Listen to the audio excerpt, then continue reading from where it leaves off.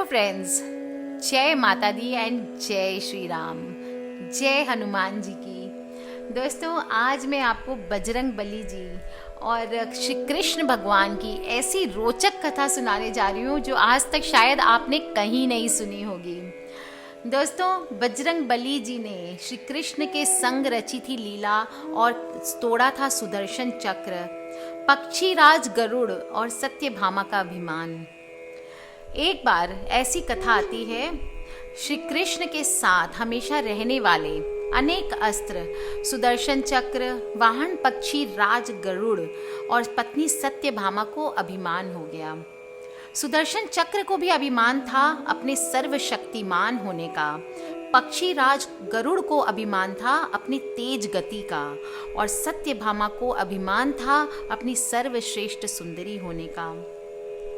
ये अभिमान बिना कारण के नहीं थे, इनके कुछ मुख्य कारण थे, क्योंकि भगवान श्री कृष्ण अपनी पत्नी सत्यभामा को स्वर्ग से परिजात करके लाए थे और यह माना जाता है कि जिस किसी भी स्त्री के पास यह परिजात होता है वह परम सुंदरी होने के साथ साथ अपने पति को बहुत प्रिय भी होती है। सुदर्शन चक्र ने एक बार युद्ध में देवराज इंद्र के शक्तिशाली वज्र को परास्त कर दिया था।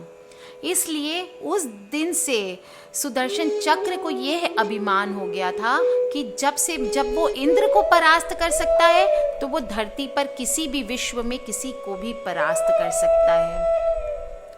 इसी तरह से गरुड़ को भी अभिमान हो गया। गरुड़ को श्री कृष्ण के वाहन बनने का अधिकार मिला तो उसे लगा कि जब भगवान मेरे बिना कहीं आ जा नहीं सकते तो भला मेरी गति का कोई इस पूरी पृथ्वी पे, इस पूरे समस्त विश्व में कौन मुकाबला कर सकता है।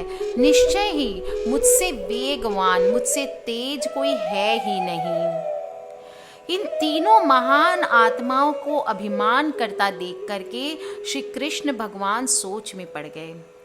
यदि उनके सर्वथा निकट रहने वाले व्यक्ति इतने अभिमानी हो जाएंगे तो भला इस सृष्टि का क्या होगा।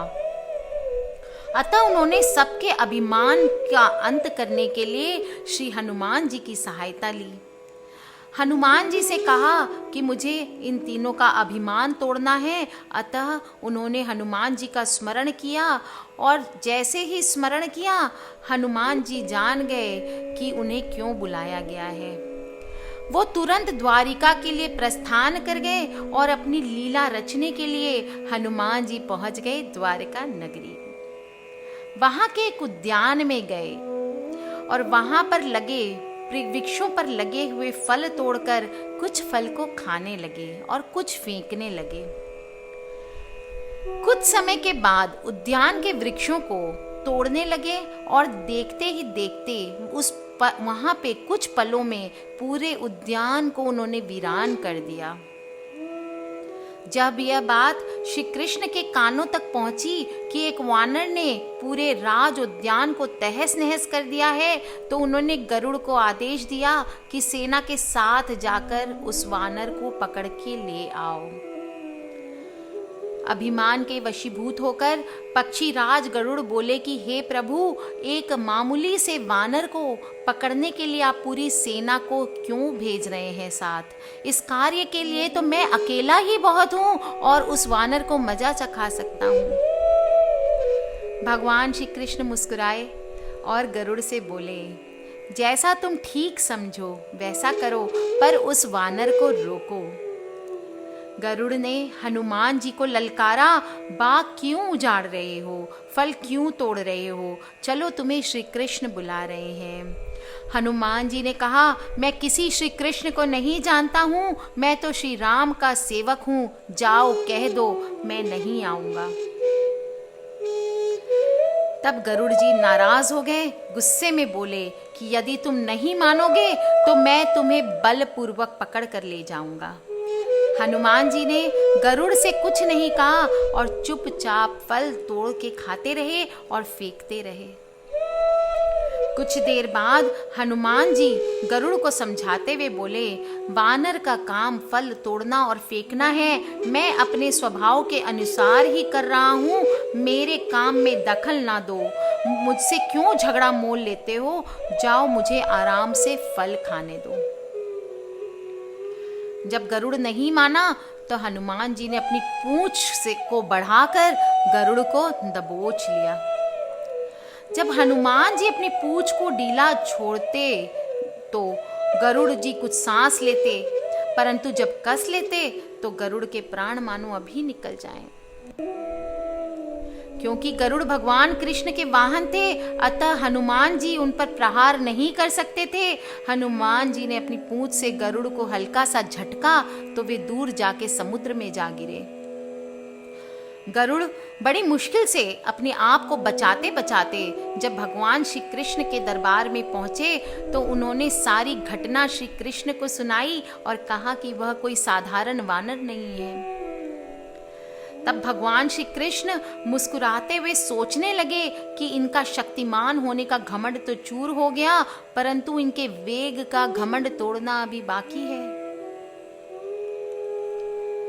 भगवान श्री कृष्ण ने गरुड़ से कहा कि हनुमान जी राम जी के भक्त हैं, अतः तुम हनुमान जी के मलय पर्वत पहुंचने से पहले उनके पास जाओ।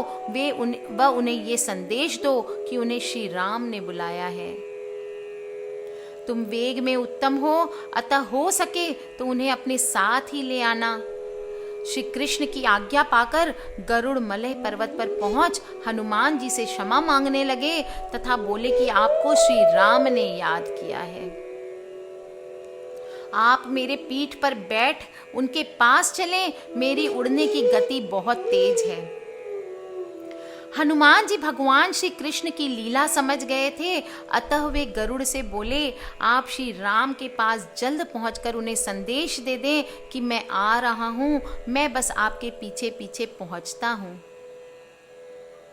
द्वारका में श्री कृष्ण राम रूप धारण करके सत्यभामा को सीता बना सिंहासन पर बैठ गए। सुदर्शन चक्र को आदेश दिया, द्वार पर रहना, कोई भी अंदर ना आने पाए। श्री कृष्ण समझते थे कि श्री राम का संदेश सुनकर तो हनुमान जी एक पल भी रुक नहीं सकते, आते ही होंगे। और वैसा ही हुआ। गरुड़ को तो हनुमान जी ने विदा कर दिया और स्वयं उससे भी तीव्र गति से उड़कर गरुड़ से पहले द्वारका पहुंच गए।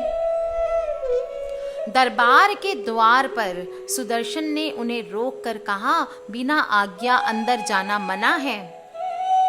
तब श्री राम बुला रहे हों तो हनुमान जी विलंब कहां सहन कर सकते हैं। सुदर्शन को पकड़ा, मुंह में दबाया और अंदर गए। सिंहासन पर श्री राम और सीता जी बैठे थे। हनुमान जी समझ गए, श्री राम को प्रणाम किया और बोले, प्रभु आने में देर तो नहीं हुई। साथ ही कहा, प्रभु माँ कहाँ है? आपके पास आज यह कौन दासी बैठी है? सत्यभामा ने सुना तो लज्जित हुई, क्योंकि वो समझती थी कि कृष्ण द्वारा पारिजात लाकर दिए गए जाने से वह सबसे सुंदर स्त्री बन गई है। सत्यभामा का घमंड चूर हो गया। उसी समय गरुड़ तेज गति से उड़ने के कारण हांफते हुए दरबार में पहुंचे। सांसें फूल रही थी, थके हुए से लग रहे थे और हनुमान जी को दरबार में देखकर तो वह चकित हो गए। मेरे गति से भी तेज गति से हनुमान जी दरबार में पहुंच गए। लज्जा से पानी पानी हो गए। शक्ति और तेज गति से उड़ने का उनका घमंड भी चूर हो गया। श्री राम बने हुए कृष्ण ने पूछा, हनुमान तुम अंदर कैसे आए? किसी ने रोका नहीं? हनुमान जी बोले, प्रभु मुझे सुदर्शन ने रोकने का बहुत प्रयास किया, परंतु आपको मिलने में कोई विलंब न हो, अतः सुदर्शन से बिना उलझे मैंने उसे अपने मुंह में दबा लिया। श्री कृष्ण के आदेश पर हनुमान जी ने सुदर्शन चक्र को मुक्त कर दिया। इस प्रकार हनुमान जी और भगवान श्री कृष्ण ने अपनी लीला द्वारा तीनों को अभिमान चूर कर दिया। बोलिए श्री कृष्ण चंद्र भगवान की जय, हनुमान जी महाराज की जय। इसके आगे मैं 3 और रोचक प्रसंग आप लोगों को सुनाने जा रही हूँ। अगले वीडियोस में आप वेट कर सकते हैं। हनुमान जी के जितने प्रसंग हैं हम एक एक करके हनुमान जयंती तक उन सबको एक एक करके श्रवण करेंगे और आनंद लेंगे। सो आज के आनंद की जय। Take care friends. जय माता दी, जय हनुमान, जय श्री राम, जय श्री कृष्ण, सारे देवी देवता की जय।